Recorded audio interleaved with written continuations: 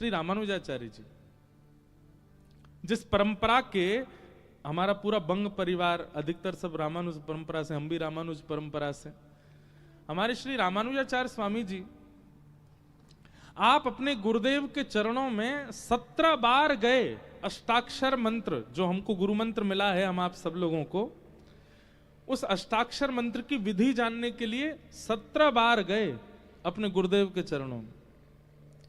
और हर बार इनके गुरुजी टाल देते, नहीं बताते, या भाव कुछ अन्य कह देते। पर रामानुज स्वामी जी नहीं माने, बार बार गुरुदेव के पास जाते कि अष्टाक्षर मंत्र की विधि क्या है, ये जो अष्टाक्षर मंत्र हम लोग जपते हैं, इसका अर्थ क्या है, मुझे बताइए। ये हमारे भाष्यकार श्री रामानुज स्वामी जी का दर्शन।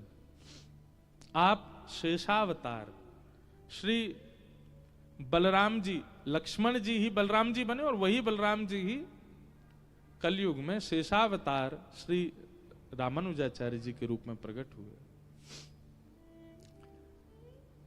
जब इतनी ललक आपके भीतर जग गई गुरु मंत्र की विधि जानने की, तब 17 बार के बाद गुरुदेव ने कृपा की और सोचा कि इतना इतना उत्सुक है गुरु मंत्र की विधि जानने का, तो अब मैं इनको बताऊंगा। और गुरुदेव ने तुरंत उनको बैठा करके अष्टाक्षर मंत्र की विधि बताई। हमारे यहां गुरु मंत्र को माइक पे या स्पष्ट नहीं बोलना चाहिए। तो जब गुरुदेव ने अष्टाक्षर मंत्र की विधि बताई और विधि बताते ही रामानुज स्वामी जी तुरंत गुरुदेव को प्रणाम करके एकांत में गए और एकांत में जाकर के जैसे ही अष्टाक्षर मंत्र करना प्रारंभ किया, इतने में ही चंदन की सुगंधी आने लगी, कपूर की सुगंधी आने लगी, केसर की सुगंधी आने लगी, दिव्य तेज आंखों में पड़ने लगा। केवल एक अष्टाक्षर उच्चारण ही किया था, इतने में ही ये सब अनुभूतियां होने लगी। सुंदर मंद सुगंध शीतल हवा बहने लगी। आपने जैसे ही नेत्र खोल करके देखा, शंख चक्र गदा पद्मधारी श्रीमन नारायण साक्षात सन्मुख खड़े हैं। गुरु मंत्र की विधि जानने के तुरंत बाद ठाकुर जी का दर्शन हो गया। रामानुज स्वामी जी ने जैसे ही ठाकुर जी को देखा, हमारे श्री नाभा जी भक्तमाल जी में वर्णन करते हैं, रामानुज स्वामी जी ने तुरंत प्रणाम किया ठाकुर जी को, और प्रणाम करके भगवान तो इतने प्रसन्न थे कि हमसे थोड़ी बात करें, कुछ कहें, पर रामानुज स्वामी जी ने कोई बात नहीं करी। तुरंत दौड़ करके गए और श्री रंगनाथ मंदिर के गोपुरम पर चढ़ गए और गोपुर हुए आरूढ़ उच्च स्वर मंत्र उच्चारो। आपने गोपुर पर आरूढ़ होकर के जिस मंत्र को गोपनीय रखना चाहिए था, अष्टाक्षर मंत्र को, जोर जोर से सबको सुनाने लगे। इतने में ही महाराज अनेक लोगों ने उसको सुन लिया।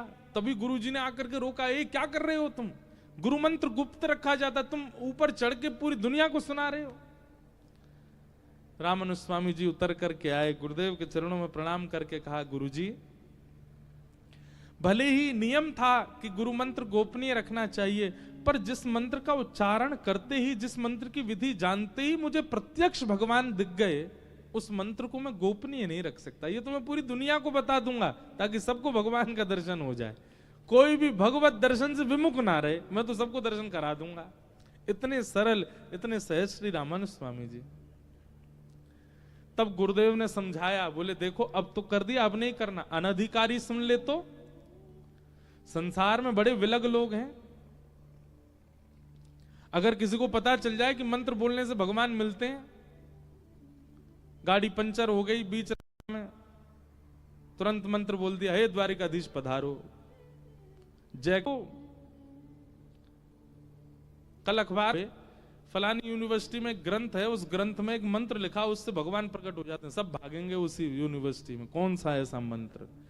और अधिकतर लोगों का उस मंत्र को जानने की इच्छा किस लिए होगी? भगवत दर्शन के लिए नहीं, इच्छा पूर्ति। इसलिए हमारे आचार्यों ने मंत्रों को गुप्त रखने की आज्ञा दी।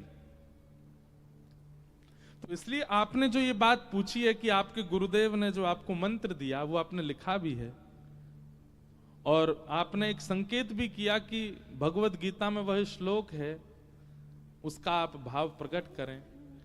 क्योंकि ये गुरु आज्ञा से आपको प्राप्त है, इसलिए हम निवेदन करेंगे